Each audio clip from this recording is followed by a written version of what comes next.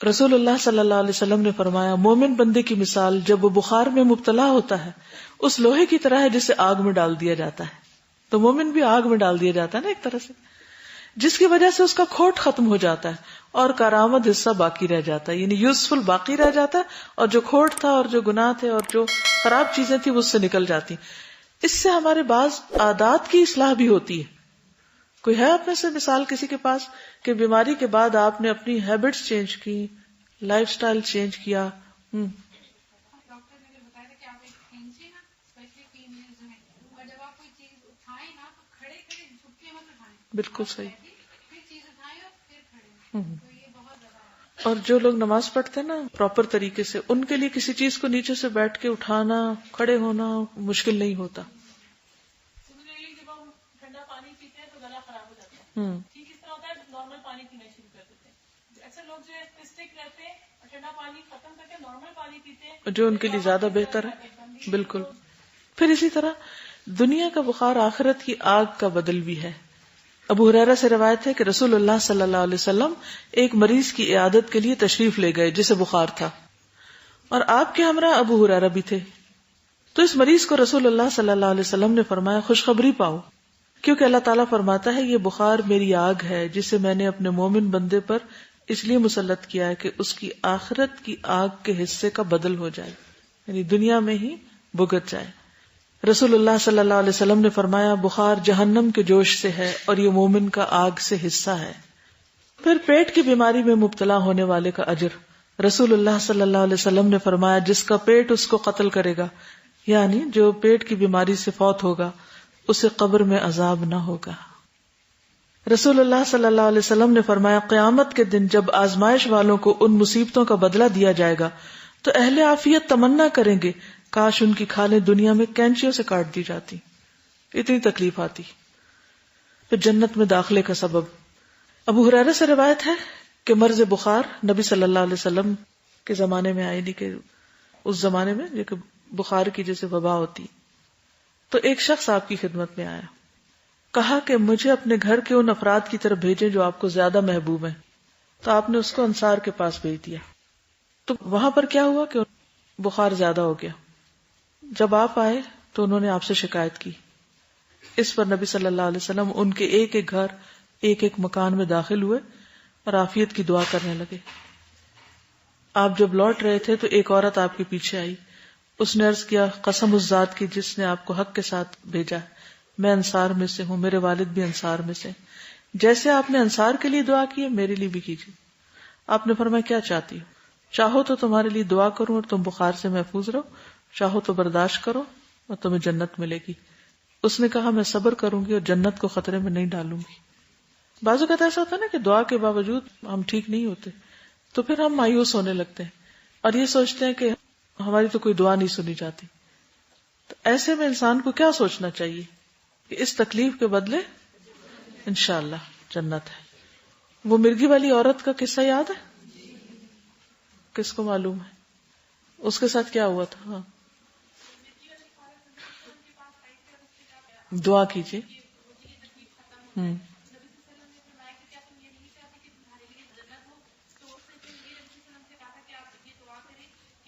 میرا سطر نہ کھلے. ٹھیک، تو آپ نے اس کے سطر کے ڈھکنے کی دعا کر دی لیکن مرغی کے ختم ہونے کی دعا نہیں کی، کیونکہ وہ اس کے لیے جنت میں جانے کا ذریعہ تھی. نبی صلی اللہ علیہ وسلم نے فرمایا جب اللہ کے یہاں کسی بندے کا مقام اور مرتبہ اس درجے سے آگے بڑھ جاتا ہے جہاں تک اس کا عمل نہیں پہنچتا تو اللہ تعالیٰ اسے جسم، مال یا اولاد کی طرف سے کسی آزمائش میں مبتلا کر دیتا ہے، پھر اسے اس پر صبر بھی دے دیتا ہے. یعنی اسے اللہ تعالیٰ نے کسی بندے کا درجہ وہ بلند مقرر کیا کہ اس کو یہاں تک پہنچنا ہے، لیکن وہ عمل اس کا بس یہاں تک لا رہا ہے، اس کو اس سے زیادہ عمل نہیں کر رہا. تو اب وہ وہاں کیسے پہنچے؟ آزمائش سے، یہاں تک کہ وہ اس درجے تک جا پہنچتا ہے جو اس کے لیے طے ہو چکا ہے. رسول اللہ صلی اللہ علیہ وسلم نے فرمایا جب مومن آدمی کو کوئی کانٹا بھی چبھتا ہے یا اس سے زیادہ کوئی تکلیف پہنچتی ہے، چھری لگ جاتی، تو اللہ تعالیٰ اس کے بدلے میں ایک درجہ بلند فرما دیتا ہے یا اس کا ایک گناہ مٹا دیتا ہے. اسود سے روایت ہے کہ قریش کے کچھ نوجوان حضرت عائشہ کی خدمت میں آئے. وہ اس وقت مینا میں تھی. وہ نوجوان ہنس رہے تھے. حضرت عائشہ نے فرمایا تم کیوں ہنس رہے ہو؟ وہ نوجوان کہنے لگے فلاں آدمی خیمے کی رسی سے گر پڑا ہے. کبھی آپ ہنسے کسی کے گرنے پر؟ اکثر لوگ ہنس پڑتے ہیں. کوئی گرے تو پتہ نہیں اس میں کیا شیطانی وار ہوتا ہے کہ وہ ہنسنے کا موقع نہیں ہوتا، لیکن اکثر لوگ ہنس پڑتے ہیں. تو ہنسنا نہیں چاہیے ویسے. اور اس کی گردن یا اس کی آنکھ جاتے جاتے بچی. حضرت عائشہ نے فرمایا تم مت ہنسو، کیونکہ میں نے رسول اللہ صلی اللہ علیہ وسلم کو فرماتے ہوئے سنا ہے کہ جس مسلمان کو کوئی کانٹا یا کانٹے سے بڑھ کر کوئی چیز لگ گئی ہو، یعنی رسی سے اٹک کے گر گیا، تو اس کے بدلے میں اس کے لیے ایک درجہ لکھ دیا جاتا ہے اور اس کا گناہ مٹا دیا جاتا ہے. پھر اسی طرح آپ دیکھیے کہ بعض لوگ نابینا ہو جاتے ہیں نا، آنکھیں چلی جاتی ہیں یا نظر کمزور ہو جاتی ہے یا ہوتی جاتی ہے. تو اس کے بارے میں نبی صلی اللہ علیہ وسلم نے فرمایا جس کی دو پیاری چیزیں یعنی آنکھیں میں لے لوں اور وہ صبر کرے اور ثواب کی نیت رکھے، میں اس کے لیے بدلے میں جنت کے سوا کسی چیز پر راضی نہیں ہوں گا، جنت ہی دے کر چھوڑوں گا. ایک اور حدیث میں ہے جب میں دنیا میں اپنے بندے کی دو پیاری چیزیں یعنی آنکھیں لے لیتا ہوں تو اس کے لیے میرے پاس جنت کے سوا اور کوئی بدلہ نہیں ہوتا. جنت ہی جنت ہے اس کے لیے. اور آنکھوں کا جانا کوئی چھوٹی تکلیف نہیں، چھوٹی بیماری نہیں. انسان کے لیے دنیا اندھیری ہو جاتی ہے. تھوڑی دیر کے لیے آپ سوچیں کہ آپ کے جتنے بھی ڈریمز ہیں اور جتنے بھی آپ کے منصوبے ہیں زندگی میں، وہ سارے دھرے کے دھرے رہ جائیں گے اگر کوئی ایسی چیز ہو. تو اس وقت آپ کیا سوچیں کہ شاید ان منصوبوں کے پورا کرنے پر جنت ملتی کہ نہ ملتی، لیکن اس پر اللہ نے جنت کا وعدہ کیا ہے. لیکن شرط کیا ساتھ؟ صبر اور اجر کی نیت رکھے انسان کہ اس پر میرے لیے اجر ہے. لیکن آپ نے دیکھا ہوگا کہ بعض لوگ اس کے باوجود کہ ان کی اتنی بڑی بڑی ڈسیبلٹیز ہو جاتی ہیں وہ پھر بھی خوش رہتے ہیں اور کام کرتے رہتے ہیں، محنت کرتے رہتے ہیں اور وہ مایوس نہیں ہوتے. آج کے لیے اتنا ہی کافی ہے. اگر آپ کچھ فرمانا چاہیں تو موسٹ ویلکم. جی آپ. میری دوست کی نظر 5th گریڈ کے بعد چلی گئی اور اس کے بھائی کی 10th گریڈ کے بعد، اور ایک بھائی ان کا نبینا ہی پیدا ہوا. 6 بہن بھائی ہیں اور 3 کی نظریں اس طرح سے گئیں. اب 2 بہن بھائیوں کے میں یہ جو آپ بتا رہی نا کہ کچھ لوگ شکر ادا کرتے ہیں اور کچھ لوگ مایوس ہو جاتے ہیں. جس بھائی کی میٹرک کے بعد گئی اس کا میتھس بہت اچھا تھا اور بہت اچھے نمبر سے وہ میٹرک میں پاس ہوا، لیکن اس نے اپنی ڈسیبلٹی کو اتنا فیل کیا کہ وہ بالکل ہی بیچارہ سا ہو کے رہ گیا.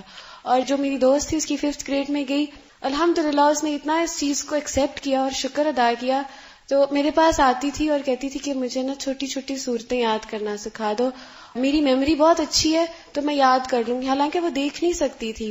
اور آپ یقین کریں استاذہ، گھر کے سارے جو امپورٹنٹ کام تھے، یہاں تک پیسے وہ لڑکی خود سنبھالتی تھی، کیز وہ رکھتی تھی، ہر کسی کو جو بھی چیز چاہیے ہوتی تھی وہ اسی کا نام لیتا تھا. اور جو بڑا بھائی تھا وہ ہر وقت روتے رہتے تھے. ہم ان کو دیکھتے تھے کہ وہ کبھی نہ کسی کونے میں بیٹھ کے رو رہے تھے. اور جو نبینا پیدا ہی ہوا تھا ماشاءاللہ اس نے حفظ کیا. وہ ہماری جو مسجد تھی وہاں پہ وہ نماز پڑھاتا تھا. تو پھر تینوں میں دیکھتی تھی نا کہ کس طرح کا فرق ہے. وہی فرق ریئیکشن کا. اور پھر یہ کہ وہ جو میری دوست تھی اس نے اپنے علاج کی بھی کوشش کی، حالانکہ ڈاکٹرز نے کہہ دیا تھا کہ نہیں آئے گی نظر واپس. اور جو بڑے بھائی تھے وہ ڈاکٹر کے پاس بھی نہیں جاتے تھے.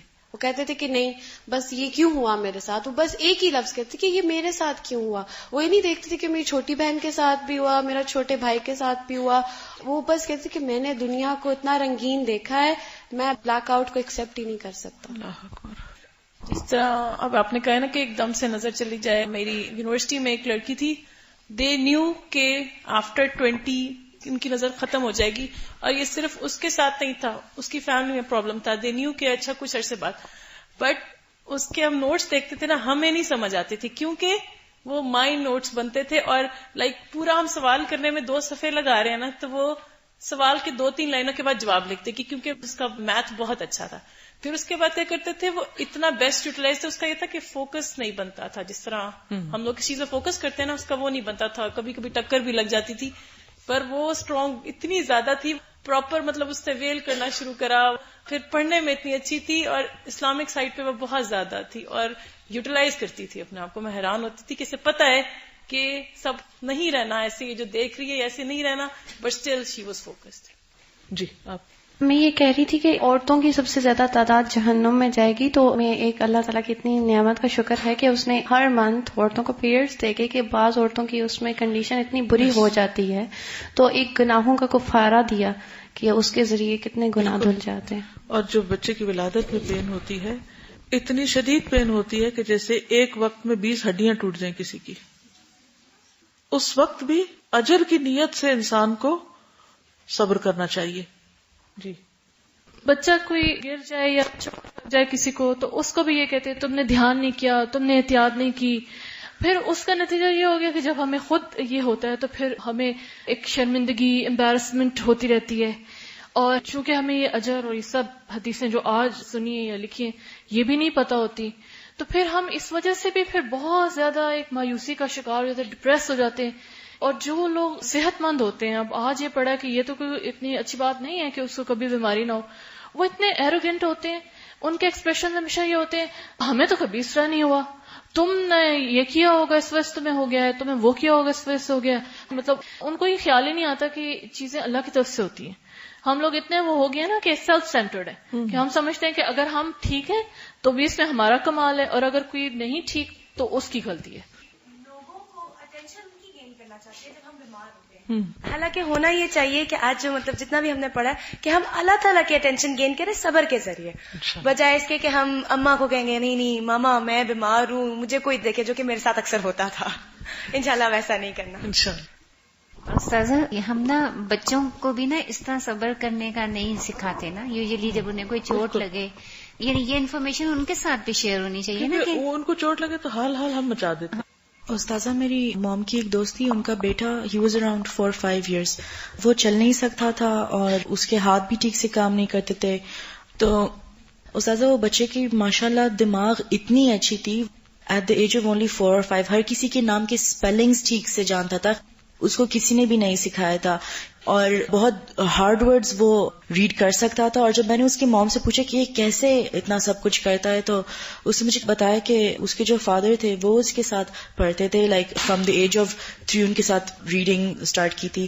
نو اسکول وڈ ایکسپٹ ہم، لائک وہاں پہ ایسے کوئی اسکول نہیں تھا جو اس کو ایکسپٹ کر سکتا تھا. تو وہ بہت مشکل کتابیں پڑھ سکتا تھا. اور مجھے یاد ہے ایک بار اس نے مجھ سے بک لی and he read it completely fluently, like اسے میرے خیال سے first 2-3 pages اتنی fluently read کی. I was shocked.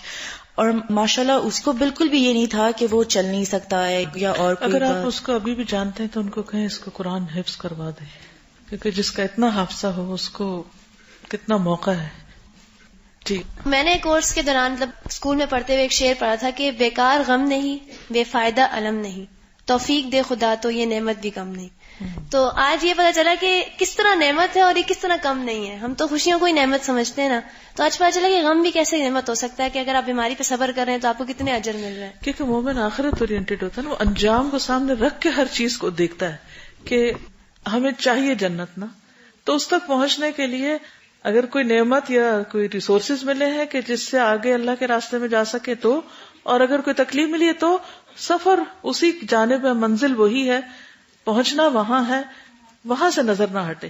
جیسا بھی حال ہے، بارش ہو رہی ہے، دھوپ ہے، چڑھ کے دم لینا ہے.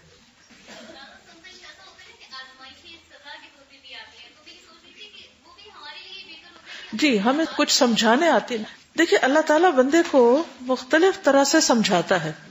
ایک ہوتا ہے الہدا البیانی، عربی ٹرم ہے لیکن سمجھ لیجئے.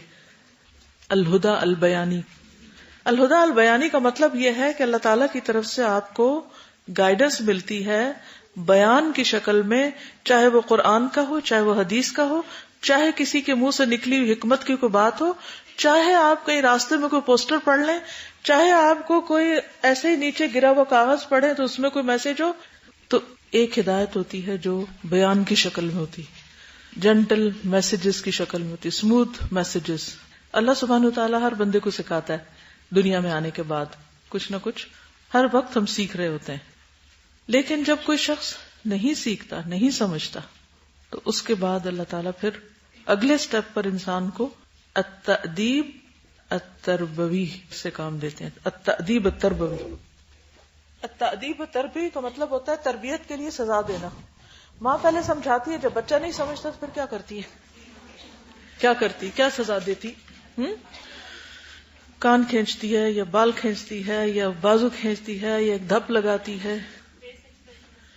فیس ایکسپریشن سے بھی سخت میسج ہوتا ہے. بعض اوقات ماں کیا کرتی ہے کہ جو آپ کو کوئی انعام یا مراد دے رکھی ہوتی ہے واپس لے لیتی ہے. ادھر لاؤ مجھے دے دو, تم اس سے بہن کو مار رہی ہو, واپس کرو, یہ مارنے کے لیے نہیں دیا تھا تمہیں. بہرحال سمجھانے کی بات یہ ہے وَلِلَّهِ الْمَثَلُ الْأَعْلَى, اللہ تعالیٰ کے لیے مثالیں بیان نہیں کی جاتی, لیکن عام روزمرہ زندگی میں جو کچھ ہو رہا ہوتا ہے اس سے ہم بہت سی چیزوں کو سیکھتے ہیں, سمجھتے ہیں. تو دوسری چیز تأدیب تربوی ہوتی ہے. اچھا, اس سے بھی کئی لوگ نہیں سیکھتے. جب ان کی زندگی میں کچھ ختم ہو جاتا ہے, فوت ہو جاتا ہے, چھن جاتا ہے, صحت چلی جاتی ہے یا مال چلا جاتا ہے, تو پھر بھی نہیں ہوش میں آتے, اللہ کی طرف نہیں پلٹتے, رجوع نہیں کرتے, توبہ نہیں کرتے, استغفار نہیں کرتے, معافی نہیں مانگتے, سوری نہیں کہتے. ہوتا ہے نا ایسے بھی, بہت سے اسٹوڈینٹس بھی ایسے ہی کرتے, غلطیاں کرتے ہیں. استاد اگر ان کو کچھ کرنے کو کہتا ہے وہ کر کے نہیں لاتے, اگر پنشمنٹ دیتا ہے اس کی بھی انہیں پرواہ نہیں ہوتی. کوئی گئے گزرے کیس ہوتے ہیں. پھر کیا ہوتا ہے اگلا سٹیپ, پتا ہے آپ کو اگلا سٹیپ کیا ہوتا ہے؟ ڈھیل, یس, استدراج, ریسپائٹ, استدراج ہوتا ہے. اچھا کر لو موج, فتحنا علیہم ابواب کل شیء. تو انسان اور بھولنے لگتا ہے. انسان سمجھتا ہے اللہ مجھ سے راضی ہو گیا اسی لیے تو مجھے سب کچھ مل رہا ہے, لیکن یہ بھی آزمائش ہوتی ہے, امتحان ہوتا ہے. لیکن یہ زیادہ عرصے تک نہیں چلتا. اس کے بعد پھر آخری مرحلہ کیا آتا ہے؟ سب کچھ لے لیا جاتا ہے. بیچ میں تو آتا ہے نا لعلہم یرجعون, شاید یہ پلٹ آئیں, شاید یہ لوٹ آئیں, لعلہم یتضرعون, اور حالات اللہ تعالیٰ تنگ کر دیتا ہے. پہلے چھوٹی مشکل, پھر اور بڑی اور بڑی, شاید باز آ جائے. لیکن جب باز نہیں آتے لوگ تو پھر اللہ تعالیٰ پوری پوری قوموں کو برباد کر دیتا ہے, جیسے پیچھے عاد اور سمود وغیرہ کے ساتھ ہوا. ٹھیک ہے, خیر یہ تو پورا ایک الگ ٹاپک ہے, لیکن ہمارے لیے اس میں سبق یہ ہے کہ نصیحت کی بات کہیں سے بھی ہو, سبق کہیں سے بھی ملے, ہمیشہ کان اور آنکھیں کھلی رکھیں, ان بائسڈ, بغیر کسی بھی تعصب کے. اچھی بات, سچی بات, حق بات کوئی بھی کہہ رہا ہو, چاہے دشمن ہی کہہ رہا ہو, اسے بھی لے لیں. ہاں, وہ اچھی بات قرآن و سنت سے نہ ٹکراتی ہو, بس یہ کرائیٹیریا ہونا چاہیے, یہ شرط ہے, اس سے نہیں ٹکرائے. ادروائز نیک اعمال میں انسان کو جلدی کرنی چاہیے, معلوم نہیں کس وقت کون سی آزمائش آ جائے. بادروا بالاعمال فتنا, بادروا بالاعمال, اعمال میں جلدی کرو, جو ہی پتہ چلے کر ڈالو. فتنن, فتنوں کے ڈر سے کہ کہیں پر کوئی اور امتحان نہ آ جائے. اور ویسے بھی یہ ہے کہ قیامت کے دن انسان اپنے بارے میں جھگڑا کرے گا, لیکن اس کی سنی نہ جائے گی. یوم تأتی کل نفس تجادل عن نفسها, ہر شخص اپنے بارے میں جھگڑ رہا ہوگا کہ اسے کچھ مہلت مل جائے, لیکن وہاں نہیں ملے گی. تو اس لیے دیر نہیں کرنی چاہیے. تو اللہ سے دعا ہے کہ اللہ تعالیٰ ہمیں ویسی سمجھ دے دے اور عمل کی توفیق عطا فرمائے, اور ہمارے ریاکشنز اچھے ہو جائیں ہر حال میں. سبحانک اللہم و بحمدک, اشہد ان لا الہ الا انت, استغفرک و اتوب الیک. السلام علیکم و رحمۃ اللہ وبرکاتہ.